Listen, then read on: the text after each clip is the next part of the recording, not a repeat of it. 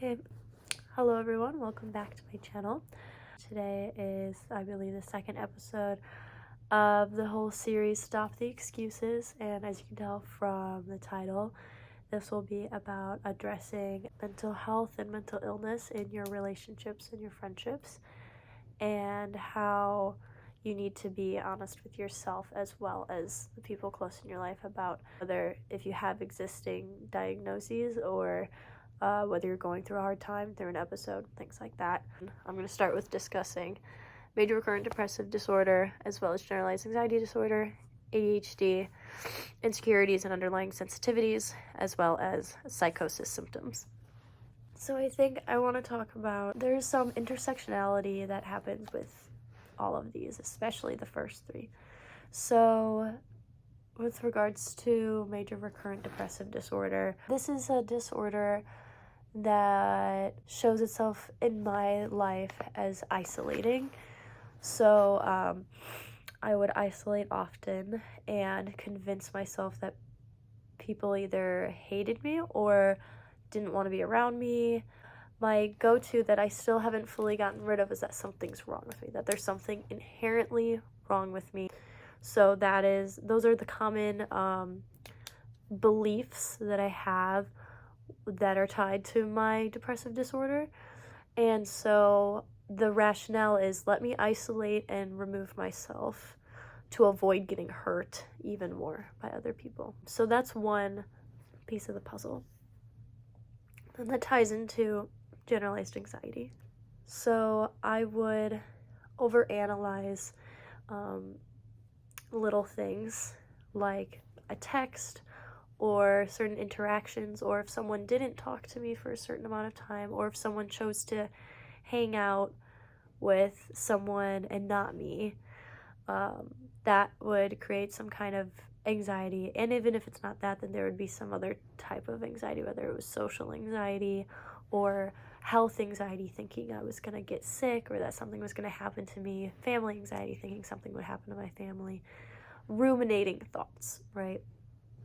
So that's different from the kind of self-focused depression, self-focused depressive thoughts. Something is wrong with me and no one's telling me what. This thing is more about others. What is going on with them? Something's going to happen to them. Something bad's going to happen. Why are they hanging out with that person? That person's this, that person's that. Why is my mom okay? Is my grandma okay? Did I act weird in this interaction? All of this, or political anxiety especially, that was scary. I couldn't watch the news for a while. So there's that piece of the puzzle. Then there's ADHD. This I was diagnosed with when I was 13. The piece of ADHD is pretty unique in the sense that one of those things where it's more of a frustration rather than a woe is me or oh I'm so nervous. It's this ingrained frustration of why can't I remember this? Why can't I clean this? Why can't I do the things that I want to do? So that would lead to more forgetfulness, more misplacing things. And so these three tie together in, I was going to say tie together beautifully, but it's not beautiful. It really sucks. But to kind of paint this picture, you know, I might forget where I put my keys. And now I've had to ask my roommate for like the third day in a row, do you remember where I put my keys? She says, girl, I don't know. I got to get to class. I take that as, oh my God, I annoyed the hell out of her. That was so, like, why do I keep doing this? So now I'm mad at myself because I'm so forgetful. But now I'm thinking, what is she thinking about? That's where the anxiety comes in. What is she thinking about? Is she annoyed with me? I need to work on this. I need to work on this. This is an issue with me. This is an issue with me. And now I'm back over here. There's something wrong with me. There's something wrong with me. Now I want to isolate. Now I want to say, I can't believe I let myself forget these keys. I can't believe I have to keep depending on my roommate. And now I'm going to isolate in my room and I'm not going to go to class because I made her upset. When at the end of the day, that is not who she was never mad at me. But when you're in that mindset, you 100% believe that this person who likes to spend time with you, who's proven that they like being friends with you, has proven that you're not a burden, no matter what they could say. When you have all three of these components, they're all telling you that you are an annoyance and that there is something wrong with you. So now I've explained those three, that from my experience, how I have felt. I've kind of touched on these already, but I want to further enhance that. There's the rumination, the idea that something's wrong with me, and the physical reaction. So I've touched on the rumination, the ruminating thoughts, the beliefs, the false beliefs, and then the idea something's wrong with me. That's kind of the root of the depressive disorder, but it stems from these two as well. But the idea of the physical reactions is the hyperactivity, or the hyperactivity aspect of ADHD that I've seen. Other people have it way more extreme than me. I would say that I'm more of the ADD, but there are times where I, with my generalized anxiety and my ADHD, can come together to make me very antsy. My leg won't stop moving. I might have to bite my nail. I might have to take a walk. And that might also make me feel embarrassed, because I wouldn't want to stand out in that way. I don't want people to think I'm trying to get attention, but sometimes I would feel my heart, I would feel my chest getting tight, or I would feel my heart getting faster, whether I was nervous for an exam or whatever the reason may be, and I would need to go take a walk, or my legs start shaking. So that's what the physical reaction was about. I thought I would just mention that as well. And then it goes into, like I said, the insecurities and sensitivities.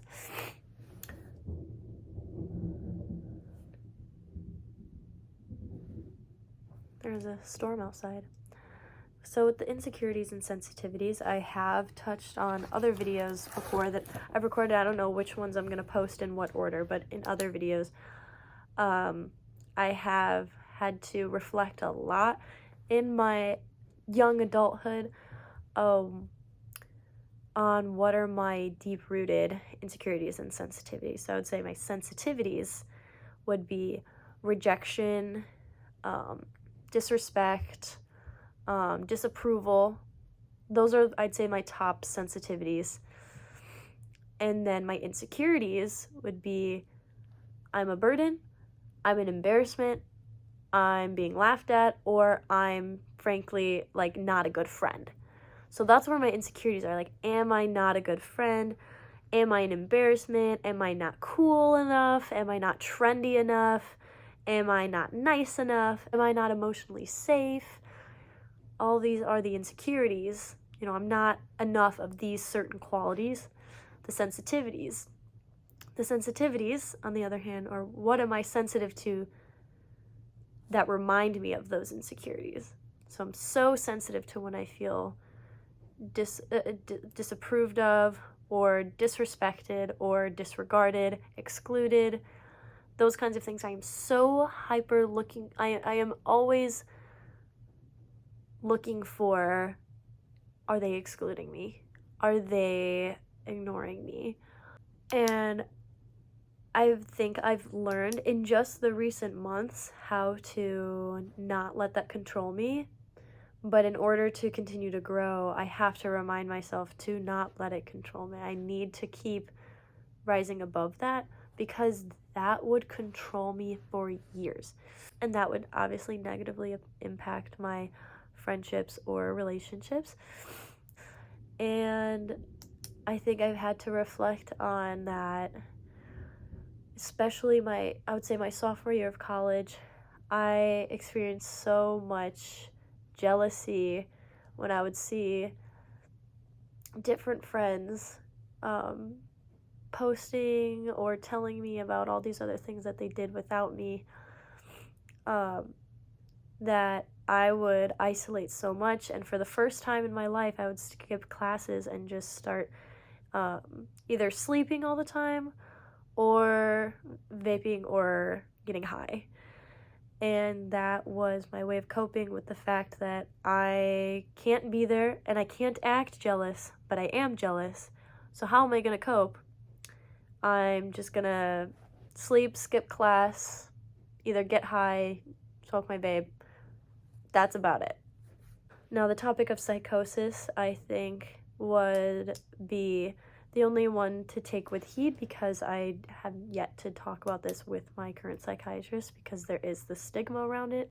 So I don't know if, because of the intersectionality of the issues that I was dealing with, and then the added factors that I had been getting high while also being on meds that I didn't know how that they reacted, I can't say for certain if these symptoms are of psychosis, but I believe that they're close enough to talk about.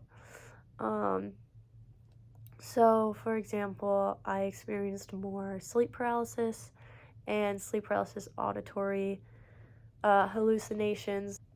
Then there would be issues with this belief that people knew something was off of me. So this belief that, oh, they're talking about me. But it would go to the extreme of like, I don't trust these people because I know they're talking about me, even though I didn't have proof of that. So that would turn into further isolation. I would have, again, the ruminating thoughts, but I wouldn't be able to turn it off. I would just keep going and going with this idea that I'm just playing off as put together and everyone's going along with it. It was just like this constant narration, judging everything I did, judging how people are looking at me, judging what my professors think of me. Oh, if people are giving me pity or if they're being authentic, like trying to figure out who someone is just based on how they're talking to me, how they're looking at me. It was just so constant, and it was so tiring to be so paranoid about myself and the perception people had about me. And then like I said, for the first time in my life, I just wasn't wanting to take care of my grades. I could not care. I was just trying to just get through the year. Honestly, I would just be so tired from napping all day, having some kind of brain fog. It never made sense. And then I would go out, and then when I did, I had this judgmental narration being like, no one really likes you, or judging what they're wearing or doing, and they're this type of person, you can't trust them. They're this type of person, you can't trust them. That was what I was going through. So I don't think I'm not in the authority to call that a type of psychosis, but I think it's something I should have opened up about, and I'm glad I am now, and that I did with the relationships I have now, that I opened up about how tiring it was and how it got to the point of being, suicidal and dealing with a lot of suicidal ideation. And then it got to the point where last summer, everything I was like, okay, I made it through the school year somehow, and now I have to kind of make amends for the fact that I had isolated so much from my friends, and I had some grudges that I had to let go of, and then I was, finally confronted by someone, and they were like, you don't appreciate your friends, and you can't be shocked that people don't want to be friends with you because you exclude yourself. You can't be shocked that people don't want to be around you, and I shouldn't have to say this to you. And when I was told that, I had planned the next day for what I was referring to, the suicidal ideation. And so it did two things. One, made me think, oh, that confirms my belief that, all these people don't like me. But then it did another thing. It was like, wait a minute. This person is trying to tell me something. They didn't tell me it in the best way, but they had to tell me, no, Ellie, so maybe they were wrong about no one wants to be friends with you. Because now I know people do want to be friends with me, and I know that I'm a nice person. I know I'm a good friend, and I know that I love the people that I care about in my life. I love them so much. So I know that part was wrong. To say you can't be shocked that people don't want to hang out with you. You can't be shocked that people don't want to stay friends with you. That statement was hurtful and wrong. But the part to say it's because you exclude yourself was right. And I think that's what they were trying to get at. Because I let my mental illnesses dictate, control me, I guess. And I would not take personal responsibility for them. I wouldn't open up about it. If I did, it would be like I'm just crying, and I would, frankly, probably overwhelm people. I probably overwhelmed that person because I would be crying all the time and just a miserable person, just crying all the time. And I could see why that person would feel so burdened and so like, oh my God, you isolate from people, and you can't be shocked when people feel a type of way about that when you're isolating and all you're doing is crying and moping around. So I guess moping around isn't the most appropriate word for that, but I think taking accountability, and I think being honest with myself and with my friends and relationships, having clear boundaries set up. I think having clear boundaries is what helped me grow from the person that I was last summer, and when that person had to put me in my place. I think when you set boundaries with your friends and your relationships, if you do struggle with things like depression, anxiety, ADHD, or the symptoms that I talked about that might have to do with psychosis, might not. I know that psychotic symptoms, whether the positive or the negative types, which you can look into the difference, but usually the negative symptoms associated with psychosis is tightly associated with major depressive disorder, and especially if you're not as consistent with your meds and if you tack on cannabis use. So I don't want to diagnose myself with having dealt with a type of psychosis, but it would be completely within the realm of possibilities. So that's why I bring it up. The fact that I was dealing with that, as well as my diagnosed disorders, means I have to be honest and I need to set clear boundaries. So when I talk about boundaries, I wrote plans, sensitivities, destigmatizing, and honesty. So plans, like make clear plans for hanging out, clear plans for, hey, let's have a debrief, let's have a mental health day, clear plans for, let's have a mental break day, like not talk about any of our stressors, let's go and do something fun, or a production day. Having clear plans, that helps with my ADHD plan, but that also helps with my anxiety and depression, where I might isolate. If I have clear plans with my friends to look forward to, that has been so helpful for me to grow in these last few months, to be like, these are the days designated to us to be productive. This is the day designated for Ellie to be alone. This is the day designated for, let's say, for me and my boyfriend to go on a date.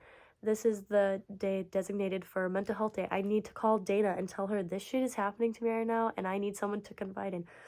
Or this is the day for, hey, me and so-and-so are going to go get drinks and we're not going to have to worry about what's stressing us out. Having a balance is so important.